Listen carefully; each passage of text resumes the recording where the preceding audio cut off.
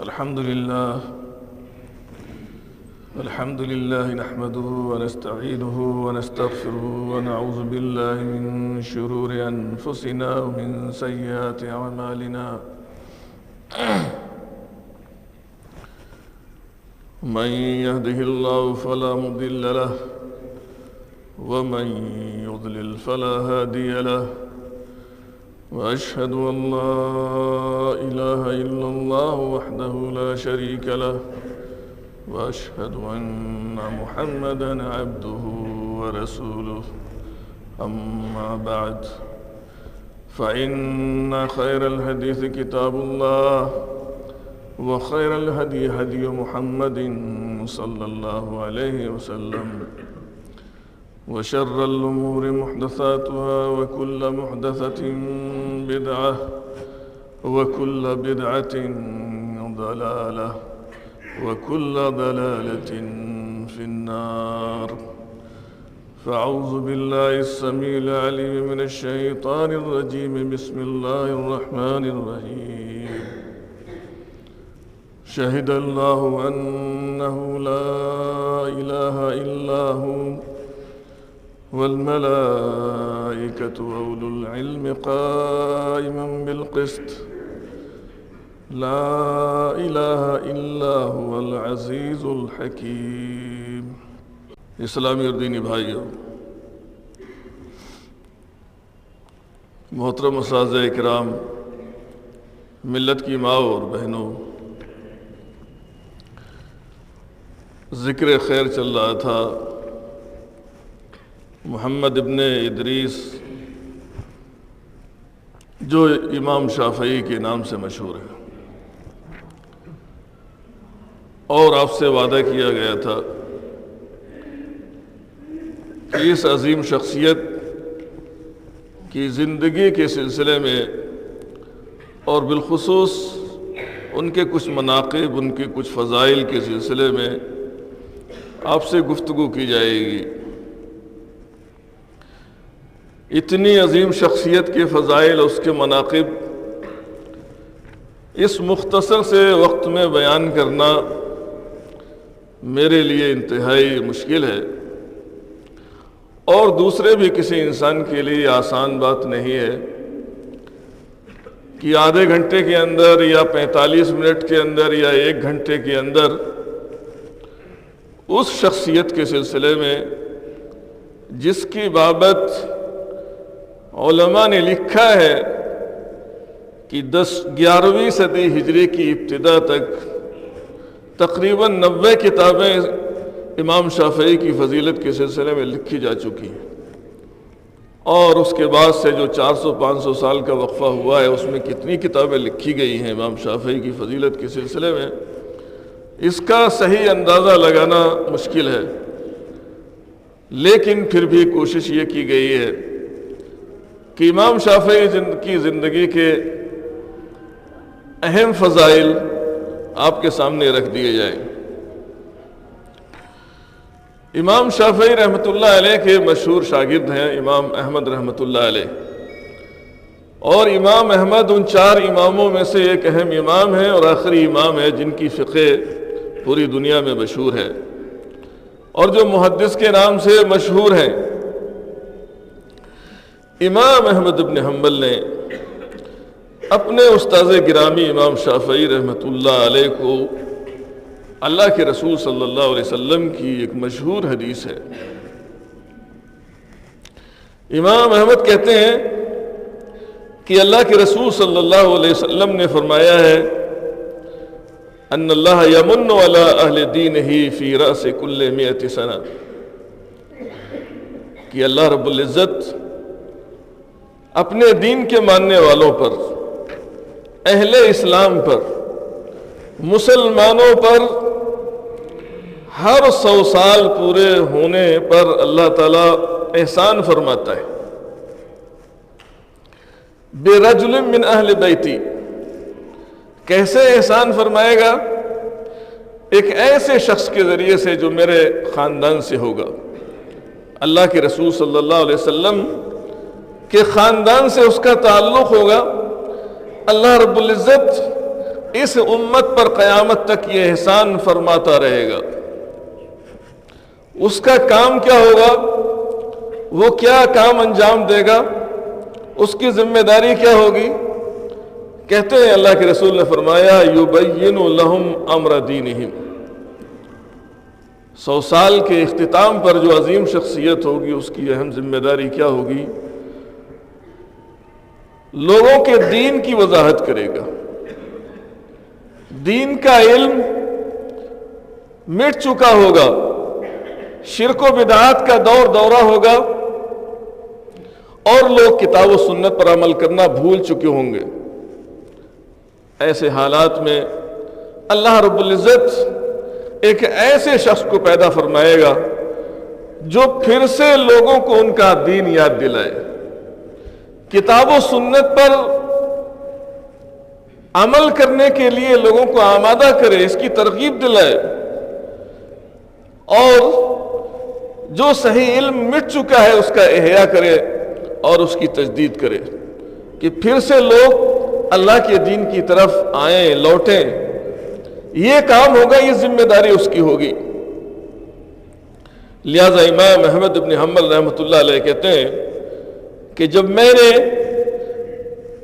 پہلی صدی ہجری کے سلسلے میں غور و فکر کیا کہ ایسا کون شخص تھا جس کے ذریعے سے دین اسلام کا احیاء ہوا ہے، اس کی تجدید ہوئی ہے، وہ شخصیت کہتے ہیں اللہ کے رسول صلی اللہ علیہ وسلم کے خاندان سے مشہور خلیفہ عمر ابن عبدالعزیز رحمۃ اللہ علیہ کی تھی کہ ان کے ذریعے سے یہ کام اللہ رب العزت نے لیا ہے، عدل و انصاف قائم کیا، اور بہت سارے کارنامے انہوں نے اپنی زندگی میں انجام دیے ہیں جس سے لوگ دین اسلام کی طرف واپس آئے۔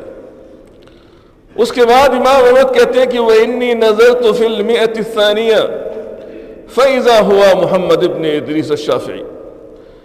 اور اس کے بعد کہتے ہیں کہ میں نے دوسری صدی ہجری کے سلسلے میں غور و فکر کیا کہ اس صدی کا مجدد کون ہے، اس صدی میں آنے والی وہ ہستی، وہ شخصیت کون ہے جس نے لوگوں کے دین کی تجدید کی ہے اور شرعی علوم کا احیاء کیا ہے۔ کہتے ہیں کہ میری نگاہ میں وہ امام شافعی رحمۃ اللہ علیہ ہے جو اللہ کے رسول صلی اللہ علیہ وسلم کے خاندان سے تعلق رکھتے ہیں، اور امام احمد سے پہلے بھی یہ بات دیگر ائمہ اسلام نے بھی کہی ہے، امام زہری سے بھی یہ بات ثابت ہے، اور دیگر امت کے بڑے بڑے علماء کرام سے ثابت ہے کہ پہلی صدی ہجری میں جس شخصیت نے دین اسلام کے احیاء کا کام انجام دیا ہے اور اس کی تجدید کی ہے وہ عمر ابن عبدالعزیز ہیں، اور دوسری صدی ہجری کے اختتام پر جو شخصیت دنیا میں آئی ہے وہ امام شافعی رحمۃ اللہ علیہ کی ہے۔ تو اللہ کے رسول صلی اللہ علیہ وسلم کی پیشین گوئی کا مصداق امام شافعی کو قرار دیا گیا ہے کہ وہ دین کی تجدید کریں گے، لوگوں کو کتاب و سنت کی تعلیمات کی طرف لائیں گے، اور اس میں کوئی شبہ نہیں ہے کہ امام شافعی رحمۃ اللہ علیہ نے یہ کام انجام دیا ہے اللہ رب العزت کی توفیق سے۔ اس سے بڑی اور کیا فضیلت ہو سکتی ہے؟ اور دیگر ائمہ حدیث ہیں، محدثین ہیں، یا جن کو اس دنیا میں رہتے ہوئے علماء کے طبقے نے شیخ المحدثین کا لقب عنایت کیا ہے، انہوں نے بھی امام شافعی کو اچھے الفاظ سے یاد کیا ہے۔ انہی بزرگ ہستیوں میں سے ایک شخصیت ہے امام حمیدی رحمۃ اللہ علیہ کی، حدیث کے مشہور امام ہیں اور شیخ المحدثین ان کو لقب دیا گیا ہے۔ کہتے ہیں اذا جرى عنده ذکر الشافعی قال حدثنا سید الفقہاء الشافعی، کہ جب امام شافعی رحمۃ اللہ علیہ کا تذکرہ ان کے پاس کیا جاتا تھا تو کہتے تھے حدثنا سید الفقہاء الشافعی، کہ ہم سے حدیث بیان کی ہے کس نے؟ جو سارے فقہاء کے سردار ہیں امام شافعی رحمۃ اللہ علیہ۔ اور اسی طرح سے سوید ابن سعید کہتے ہیں قال كنا عند سفیان ابن عوینہ بمکہ فجاء رجل ينعى الشافعی، سوید ابن سعید کہتے ہیں کہ میں سفیان ابن عیینہ کے پاس تھا مکے میں. سفیان ابن عیینہ کون ہے؟ ان کو استاذ الاساتذہ کہا جاتا ہے، مشہور تابعی ہیں، اور ان کو شیخ الاسلام کا لقب دیا گیا ہے کہ اسلام کی سب سے عظیم شخصیت. مکے میں کہتے ہیں کہ یہ موجود تھے، اور امام شافعی رحمۃ اللہ علیہ کے خاص استاذ بھی ہیں. امام شافعی سفیان ابن عیینہ کے شاگرد ہیں، لہذا کہتے ہیں کہ مکے میں یہ موجود تھے. فجاء رجل ينعى الشافعی، ایک شخص آیا جو موت کی خبر دے رہا تھا. کس کی؟ امام شافعی رحمۃ اللہ علیہ کی. امام شافعی کی وفات ہو گئی. وَيَقُولُ إِنَّهُ مَاتَ، اور وہ کہہ رہا تھا کہ امام شافعی وفات پا چکے ہیں. فقال ابن عیینہ، تو یہ استاذ محترم اپنے شاگرد رشید کے سلسلے میں کہتے ہیں ان مات محمد ابن ادریس فقد مات افضل اہل زمانہ. اگر یہ بات صحیح ہے کہ محمد ابن ادریس شافعی کی وفات ہو چکی ہے، تو یہ معلوم ہونا چاہیے کہ اپنے زمانے میں سب سے افضل انسان اس دنیا سے چلا گیا ہے. استاذ نے اپنے شاگرد کے سلسلے میں یہ بات کہی ہے، اپنے اوپر بھی ان کو فضیلت دی ہے کہ یہ امام شافعی کی شخصیت ہے. اور اسی طرح سے حمیدی جن کا تذکرہ ابھی آیا تھا، شیخ المحدثین جن کو کہا جاتا ہے، کہتے ہیں قال مسلم ابن خالد الزنجی شیخ الشافعی للشافعی. مسلم ابن خالد زنجی نے امام شافعی سے کہا ہے. مسلم ابن خالد زنجی امام شافعی رحمۃ اللہ علیہ کے استاذ محترم ہوتے ہیں، جن سے علم حاصل کیا ہے انہوں نے، اور ان کو مکہ کے مفتی ہونے کا شرف حاصل ہے، مکہ کے فقیہ ہونے کا شرف حاصل ہے. لہذا ایک استاذ کی شہادت اپنے شاگرد کے سلسلے میں غور و فکر کیجئے کہ مکہ کا سب سے بڑا مفتی اجازت دیتا ہے کس بات کی؟ امام شافعی سے مخاطب ہو کر کہا افتی یا ابا عبداللہ، ابو عبداللہ تم جو ہے فتویٰ دے سکتے ہو، لوگوں کو فتویٰ دیا کرو. قد آن لک ان تفتی، اور تمہارے لیے وقت آ چکا ہے کہ تم لوگوں کو فتویٰ دیا کرو، لوگوں کو کے مسائل بیان کرو.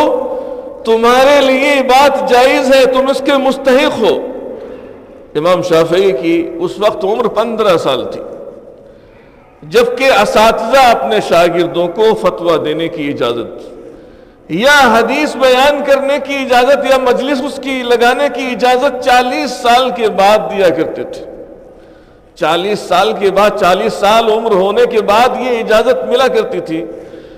لیکن امام شافعی کے استاد محترم نے 15 سال کی عمر میں ان کو یہ اجازت دے دی کہ آپ فتویٰ دے سکتے ہیں، لوگوں کے مسائل بیان کر سکتے ہیں. یہ شہادت ہے ایک استاذ کی اپنے شاگرد کے سلسلے میں. اور آگے حسن ابن عبید خرقی کہتے ہیں قال علی صالح ابن احمد ابن حنبل، کہتے ہیں کہ مجھ سے امام احمد ابن حنبل کے بیٹے ہیں صالح، انہوں نے یہ واقعہ بیان کیا. کیا ہے واقعہ؟ لقینی یحییٰ ابن معین. تو صالح کہتے ہیں کہ میری کسی دفعہ یحییٰ ابن معین سے ملاقات ہو گئی. یحییٰ ابن معین پڑھے لکھے لوگ جانتے ہیں، یہ اس علم کے امام ہیں جس علم کے ذریعے سے یہ معلوم ہوتا ہے کہ یہ حدیث قابل حجت ہے یا قابل حجت نہیں ہے، حدیث صحیح ہے یا صحیح نہیں ہے. اس علم کے سب سے بڑے امام ہیں یحییٰ ابن معین، اور ان کو بھی علماء نے شیخ المحدثین کا لقب دیا. اور خاص بات یہ ہے کہ یہ امام احمد رحمۃ اللہ علیہ کے جگری دوست تھے. جہاں کہیں علم حدیث حاصل کرنے کے لیے گئے، دونوں نے ایک ساتھ سفر کیا. لیکن خلق قرآن کا فتنہ جب رونما ہوا تو یحییٰ ابن معین حکومت کے سامنے نہیں ٹک سکے. امام احمد ابن حنبل رحمۃ اللہ علیہ اپنے موقف پر اور اپنی رائے پر، اور صحیح تھی ان کی رائے، اس پر ڈٹے رہے.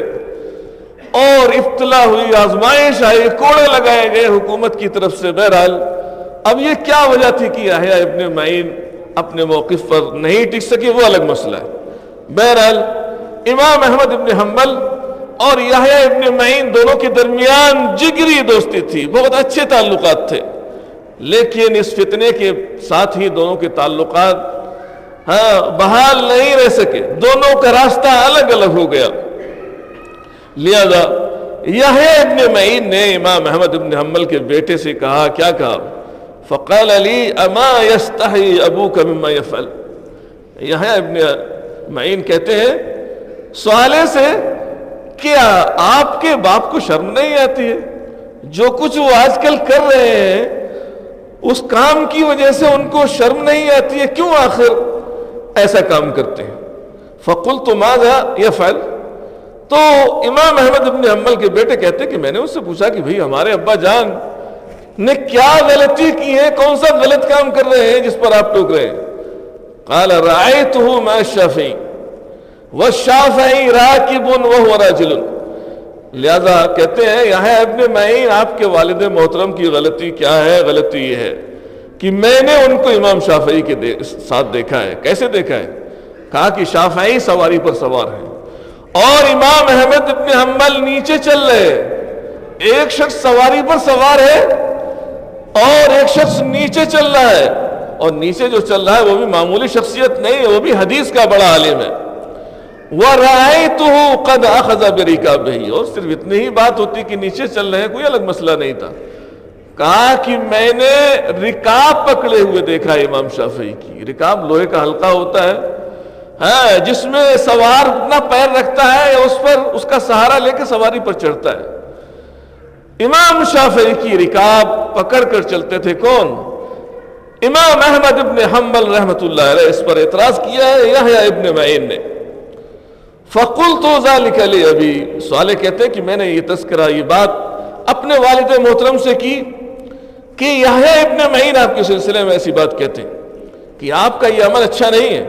فقال علی قل له، امام احمد ابن حنبل رحمۃ اللہ علیہ نے کہا کہ جاؤ یحییٰ ابن معین کو بتا دو، اذا لقیتہ، اگر تمہاری ان سے ملاقات ہو جائے، کیا؟ ان اردت ان تتفقہ فتعال، اگر تم اللہ کے رسول صلی اللہ علیہ وسلم کی حدیثوں کا صحیح علم حاصل کرنا چاہتے ہو، حدیثوں کو سمجھنا چاہتے ہو، دین کا صحیح فہم حاصل کرنا چاہتے ہو، تو کیا ہے؟ آؤ اور فخذ برکابہ، اور تم بھی جو ہے امام شافعی کی رکاب کو آ کر دوسری رکاب کو پکڑ لو۔ ایک تو میں پکڑے ہوئے ہوتا ہوں، دوسری رکاب تم پکڑ لو، اگر واقعی صحیح معنی میں تم دین سمجھنا چاہتے ہو، شریعت کا علم سمجھنا چاہتے ہو، اللہ کے رسول کی حدیثوں سے استدلال کیسے کیا جائے، مسائل کا استنباط کیسے کیا جائے، اگر یہ بات سمجھنی ہے تو امام شافعی کی آ کر رکاب پکڑ لو، تب یہ بات سمجھ میں آئے گی۔ یہ امام احمد بن حنبل رحمۃ اللہ علیہ کی عقیدت تھی امام شافعی کے تعلق سے اور ان کا سلوک تھا۔ اسی طرح سے محمد ابن لیث الرازی ہے، کہتے ہیں سمعت احمد ابن حنبل یقول، کہ میں نے احمد ابن حنبل کو کہتے ہوئے سنا ہے، کیا کہتے ہوئے سنا ہے؟ ما صلیت صلاۃ منذ 40 سنہ الا وانا عدو فیہا للشافعی، کہ میں نے 40 سال سے کوئی ایسی نماز ادا نہیں کی ہے جس میں اپنے استاذ محترم کے لیے دعائے مغفرت نہ کی، دعا نہ کی ہو امام شافعی کے لیے۔ یہ ایک رشتہ ہے، ہمارے طلبہ اس کو سمجھنے کی کوشش کریں، یا کوئی بھی ایسا شخص جو دین کی صحیح بات آپ کو بتلا دے، آپ کی رہنمائی کر دے، وہ آپ کا استاذ ہوتا ہے، اس کے حق میں آپ کو دعا کرنی چاہیے مغفرت کی۔ یہ تقاضا ہے، استاد اور شاگرد کا یہ رشتہ ہوتا ہے کہ امام احمد بن حنبل 40 سال سے مسلسل امام شافعی رحمۃ اللہ علیہ کے سلسلے میں نماز میں دعائے مغفرت کرتے رہے۔ یہ رشتہ تھا امام شافعی اور امام احمد بن حنبل کے درمیان۔ اور آگے چلتے ہیں، ایک بزرگ ہیں حسن ابن عبدالعزیز، مصر سے ان کا تعلق ہے، کہتے ہیں قال الشافعی، امام شافعی نے فرمایا ہے، کہتے ہیں کہ ما ناظرت احدا فاحببت ان یخطی، کہ میں نے آج تک کسی بھی شخص سے مناظرہ اس لیے نہیں کیا ہے کہ میرا مد مقابل غلطی کرے. لوگ مناظرہ کیوں کرتے ہیں؟ تاکہ اپنے مخالف کو غلطی میں مبتلا کر دیں، اور جب اس سے غلطی سرزد ہو جائے تو اس پر لعن طعن کریں، اس کو رسوا کریں، اس کو بے عزت کریں. عام طور سے ڈیبیٹ کرنے والوں کا یہی مقصد ہوتا ہے، پہلے سے طے کر کے آتے ہیں. مناظرہ کرنے والے، ہمارے موجودہ زمانے کے مناظرہ کرنے والوں کا یہی حال ہے، پہلے سے یہ بات طے کر لیتے ہیں کہ مجھے مخالف کی بات ماننی ہی نہیں ہے، اور اپنے مخالف ہی کو غلط قرار دینا ہے کہ وہی غلطی پر ہے، میرا موقف صحیح ہے، میری رائے صحیح ہے. امام شافعی کہتے ہیں کہ میں نے کبھی اس نیت سے مناظرہ نہیں کیا کہ سامنے والا غلطی کرے اور میں اس کی گرفت کروں اور اس کو رسوا کروں مجلس کے اندر. اور مزید کہتے ہیں کہ وَمَا فِي قَلْبٍ مِّنْ عِلْمٍ إِلَّا وَدِدْتُ أَنَّهُ عِنْدَ كُلِّ أَحَدٍ. اور کہا کہ میرے سینے میں شریعت کا جو علم محفوظ ہے، میری خواہش کیا ہے؟ میری خواہش ہے کہ یہ شریعت کا علم اس امت کے ہر فرد تک پہنچ جائے، ہر شخص تک یہ علم پہنچ جائے. اور کہا کہ وَلَا يُنْسَبُ لِي، لیکن لوگ میری طرف اس کی نسبت نہ کریں. لوگ تو فخر محسوس کرتے ہیں کہ ہماری طرف اس کی نسبت کی جائے، لیکن امام شافعی نے کہا کہ میرا علم بغیر میرا نام لیے ہوئے ساری امت تک پہنچ جائے، میری یہ خواہش ہے. کتنے خاکسار تھے یہ لوگ، کتنے مخلص تھے یہ لوگ شریعت اور دین کا علم پہنچانے کے سلسلے میں. اور آگے مزید اس کی وضاحت آ رہی ہے. امام شافعی رحمۃ اللہ علیہ کے شاگرد رشید ہیں ربیع ابن سلیمان. ربیع ابن سلیمان کہتے ہیں امام شافعی کا قول نقل کرتے ہوئے کہتے ہیں سمعت الشافعی ودخلت علیہ وهو مریض. کہتے ہیں کہ امام شافعی رحمۃ اللہ علیہ کی خدمت میں حاضر ہوا جس وقت وہ بیمار تھے، مریض تھے. فذکر ما وضع من کتبہ. امام شافعی رحمۃ اللہ علیہ نے اپنے شاگرد سے اپنی چند کتابوں کا تذکرہ کیا کہ انہوں نے جو کتاب میں تصنیف کی، مشہور کتاب آپ کی الرسالہ ہے، کتاب الرسالہ، یا کتاب الام ہے، فقہ کی عظیم کتاب ہے، اور دیگر کتابیں. تو اپنے شاگرد کے سامنے اپنی کتابوں کا تذکرہ فرمایا، اور اس کے بعد کہا لَوَدِدْتُ أَنَّ الْخَلْقَ تَعَلَّمُ. میری خواہش یہ ہے کہ میری یہ ساری کتابوں کا علم لوگ حاصل کر لیں، سیکھ لیں ان کو، لیکن شرط کیا ہے؟ وَلَمْ يُنْسَبْ إِلَيَّ مِنْهُ شَيْءٌ أَبَدًا، اور میری طرف ان میں سے کسی چیز کی نسبت نہ کی جائے. یہ تھے ہماری اس امت کے بزرگ اور مخلص لوگ کہ دین کی اتنی خدمت کرنے کے بعد، دین کے اتنے سارے مسائل بیان کرنے کے بعد کہتے ہیں کہ یہ بات ہماری طرف منسوب نہ کی جائے. لیکن ہمارے یہاں موجودہ لوگوں کا حال کیا ہے؟ اس امت کے لوگوں کا اس وقت حال کیا ہے کہ معمولی سے ایک کتابچہ لکھتے ہیں، معمولی سے ایک کتاب نہیں، کتابچہ کا یہ کتاب لکھتے ہیں، اور اس کتابچے کی تشہیر کے لیے، پروپیگنڈے کے لیے، شہرت کے لیے صحافیوں کی ایک ٹیم بلائی جاتی ہے، ٹی وی اینکروں کی ایک ٹیم بلائی جاتی ہے، علماء کرام کی ایک جماعت بلائی جاتی ہے، ایک فنکشن، ایک تقریب منعقد کی جاتی ہے جس کا نام ہم نے اخباروں میں سنا ہوگا، جس کو اجرا کہا جاتا ہے. کتاب کا اجرا ہوا ہے، یہ کتاب کا اجرا ہوا ہے. اس کتاب میں جتنا علم ہے، اور وہ علم بھی اپنا ہو سکتا ہے، اپنا ہو، لیکن عموماً اپنا نہیں ہوتا ہے. لوگ ادھر ادھر سے لوگوں کی بات نقل کر کے ایک کتاب تیار کر دیتے ہیں اور اس کو اپنی طرف نسبت کر کے کہتے ہیں کہ یہ کتاب ہم نے لکھی ہے. ایک تو یہ مسئلہ. دوسرا ہے کہ اس تقریب پر جتنا پیسہ خرچ کیا جاتا ہے، جتنا روپیہ اس پر خرچ کیا جاتا ہے، اتنا علم اس کتاب میں ہے یا نہیں ہے، یہ بھی محل نظر ہے کہ اس میں کچھ علمی باتیں ہیں بھی یا نہیں ہے. لیکن شہرت ضرور حاصل ہو جاتی ہے. ٹیلی ویژن والے اپنے ہیں اس کو دکھاتے ہیں، اخبارات والے اپنے اپنے اخبارات میں اس کتاب کی رونمائی کے یہ کتاب کا اجرا لکھا جاتا ہے. یہ تو اس امت کے موجودہ لوگوں کا حال ہے، یہ ہمارا آپ کا حال ہے.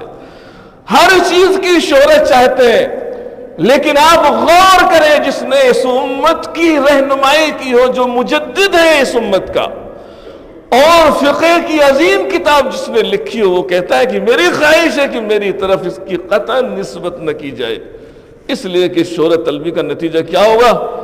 اجر و ثواب ختم ہو جاتا ہے۔ آگے یہی بات امام شافعی نے کہی ہے، کہتے ہیں کہ وَدِدْتُ أَنَّ كُلَّ عِلْمٍ عَالَمُهُ تَعَلَّمَهُ النَّاسِ، میری خواہش یہ ہے کہ جو کچھ میں جانتا ہوں لوگ بھی اس کو جان لیں، اوجر علیہ، تاکہ مجھے اس کا اجر مل سکے، یہ صدقہ جاریہ میرے حق میں ہو جائے جو کتابیں میرے لکھی ہیں۔ اور کہتے ہیں وَلَا يَحْبَدُونِ، لوگ میری ان کتابوں پر میری مدح سرائی نہ کریں، میری تعریف نہ کریں، میری شان میں کلمات نہ کریں۔ یہ لوگ تھے، مخلص لوگ تھے دین کے، جنہوں نے دین کی خدمت کی ہے۔ لیکن آج ہم خدمت کم کرتے ہیں، اپنی خدمت زیادہ کرتے ہیں، دین کی خدمت کم ہو رہی ہے، شہرت زیادہ چاہتے ہیں، لیکن دین کے صحیح مسائل لوگوں تک پہنچ جائے ہماری یہ خواہش نہیں ہے۔ اللہ تعالیٰ اس امت کے لوگوں کو ہدایت دے۔ اور آئیے آگے چلتے ہیں۔ حسین ابن عثمان زیادی کہتے ہیں قال كنت فی دہلیز محمد ابن الحسن، کہتے ہیں کہ میں محمد ابن حسن، یہ محمد ابن حسن کون ہے؟ محمد ابن حسن الشیبانی، امام ابو حنیفہ رحمۃ اللہ علیہ کے خاص شاگرد ہیں، اسی لیے ان کو لقب دیا گیا ہے صاحب امام ابی حنیفہ۔ امام ابو حنیفہ رحمۃ اللہ علیہ کے خاص شاگرد ہیں، اور امام ابو حنیفہ رحمۃ اللہ علیہ کا جو فقہی مسلک ہے، جو فقہی مذہب ہے، سب سے زیادہ اگر کسی نے امام صاحب کی خدمت کی ہے اس اعتبار سے تو وہ محمد ابن حسن رحمۃ اللہ علیہ ہے، اور ان کو فقیہ عراق کا خطاب دیا گیا ہے۔ عراق کے فقہ کے سب سے بڑے عالم ہیں یہ۔ اور آپ غور کیجئے گا کہ اس وقت کے علماء کرام کا اور ائمہ دین کا آپس میں کیا رشتہ تھا، کس طرح کے تعلقات ہوا کرتے تھے، لیکن ان کے ماننے والوں کا بعد میں کیا حال ہوا ہے، کتنے تعلقات خراب ہوئے ہیں، وہ سوچنے کی بات ہے۔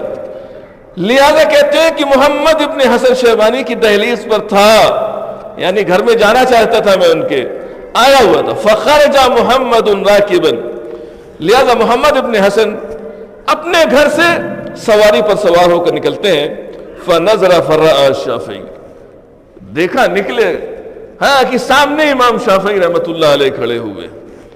امام شافعی کو دیکھا، اس کے بعد راوی کہتا ہے قد جاء فثنى رجله ونزل، محمد ابن حسن نے اپنا پیر موڑا سواری سے اترنے کے لیے، اور واقعی سواری سے وہ اتر آئے، نیچے آ گئے امام شافعی رحمۃ اللہ علیہ کا استقبال کرنے کے لیے۔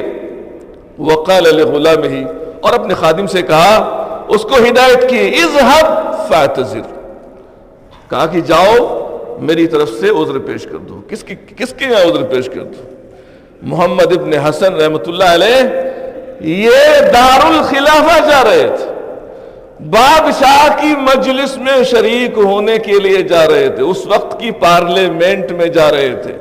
کون؟ محمد ابن حسن، امام ابو حنیفہ رحمۃ اللہ علیہ کے خاص شاگرد، لیکن دیکھا کہ امام شافعی سامنے کھڑے ہوئے، سواری سے اتر گئے اور خادم سے کہا کہ جاؤ وہاں میرا عذر پہنچا دو کہ میں آج حاضر نہیں ہو سکتا ہوں۔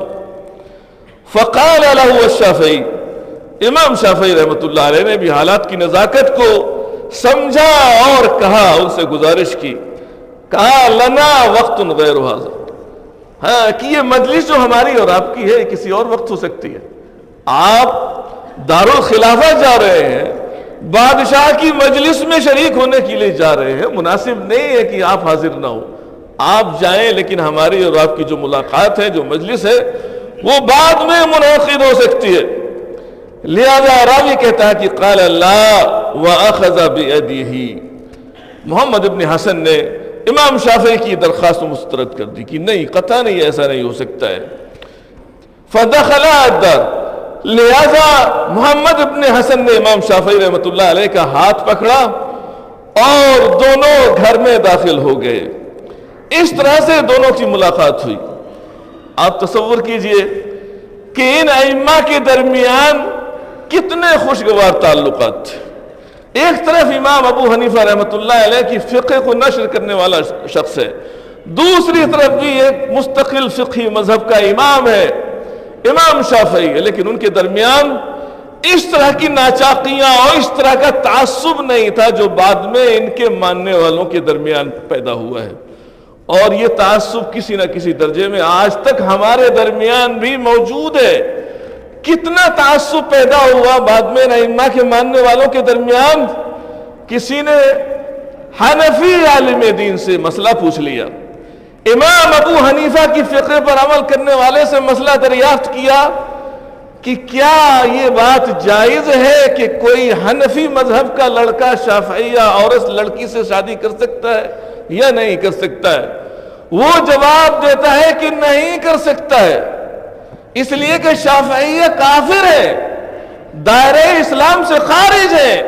اب یہ کیوں کافر ہے میں اس کی وضاحت نہیں کروں گا، ایک لمبی بات ہو سکتی ہے، لیکن یہ کہ یہ فتویٰ دیا گیا کہ دوسرے مسلک کے ماننے والے کون ہیں؟ کافر ہیں، ہم سچے مسلمان ہیں، اس لیے ان کی لڑکی سے ہمارے لڑکے کی شادی نہیں ہو سکتی ہے۔ لیکن اس کے بعد ایک اور مفتی صاحب نے کچھ گنجائش نکالنے کی کوشش کی کہ ہاں شادی ہو سکتی ہے، ایک صورت ہے، کیا ہے وہ؟ یہ ہے کہ اگر شافعی لڑکی کو کتابیہ مان لیا جائے، یہودیہ کے درجے میں اتار لیا جائے، عیسائیہ کے درجے میں اتار لیا جائے، ہمارے دین کے ہماری شریعت میں کیا ہے؟ اہل کتاب سے شادی کرنا جائز ہے۔ لہذا کہتے ہیں کہ اگر یہودیہ اس کو سمجھ لیا جائے یا شافعیہ کو عیسائیت کے درجے میں اتار لیا جائے تو ایسی صورت میں جائز ہے۔ تو آپ سوچئے، تصور کیجئے کہ لوگ ایک مسلک کے ماننے والے دوسرے مسلک کے ماننے والوں کو مسلمان سمجھنے کے لیے تیار نہیں تھے، اتنا تعصب۔ اور اللہ رب العزت جزائے خیر دے سعودی عرب کی حکومت کے بانیان کو، اس کے مؤسسین کو، کہ حرم کے اندر مخانہ کعبہ کے اندر 4 مصلی تھے، کوئی بھی مسلک والا دوسرے مسلک والے کے پیچھے نماز پڑھنے کے لیے تیار نہیں تھا، لیکن اس حکومت کے بانیان نے آ کر اس سسٹم کو ختم کیا، لوگوں کو جوڑنے کی کوشش کی۔ لیکن افسوس ہوتا ہے کہ لوگ آج تک گالیاں دیتے ہیں ایسے لوگوں کو، جو لوگوں کو ملائے ان کو گالیاں دیتے ہیں۔ آپ تصور کیجئے کہ محمد ابن حسن اور امام شافعی رحمۃ اللہ علیہ کے کتنے اچھے تعلقات تھے، لیکن کیا ان کے ماننے والوں نے اس بھرم کو باقی رکھا اور دین اور شریعت کی جو تعلیمات ہیں اس سلسلے میں ان کو قائم رکھا ہے؟ نہیں رکھا۔ اسی لیے امت منتشر ہو گئی، امت نہیں رہی، فرقوں میں تقسیم ہو گئی۔ اگر صحیح معنی میں کسی بھی مسلک کے ماننے والے اپنے امام کی سچی تعلیمات پر عمل کرتے تو یہ امت 4 مسلکوں میں نہیں، 5 میں نہیں، 6 میں نہیں، اور نہ جانے کتنے مسلک ہیں، ان مسلکوں میں تقسیم نہیں ہوتی، بلکہ ایک امت ہوتی اللہ کے رسول صلی اللہ علیہ وسلم کی، جو رویہ اور جو سلوک ان مسلکوں کے ائمہ کا تھا، اگر ان کے ماننے والے اس کو اختیار کرتے۔ تو یہ مختصر سی باتیں تھی، اور بھی کچھ باتیں تھی امام شافعی کے تعلق سے، اسی پر ختم کرتا ہوں۔ اللہ رب العزت سے دعا ہے کہ جو صحیح باتیں ہم نے سنی ہیں ان پر عمل کرنے کی توفیق عطا فرمائے، اور ہمیں ان ائمہ دین جنہوں نے اس دین کی خدمت کی ہے ان کا ادب کرنے کی، ان کا احترام کرنے کی توفیق عطا فرمائے۔ انشاءاللہ زندگی رہی تو پھر کچھ گفتگو ہوگی امام شافعی رحمۃ اللہ علیہ کے ہی تعلق سے۔ وآخر دعوانا الحمدللہ رب العالمین۔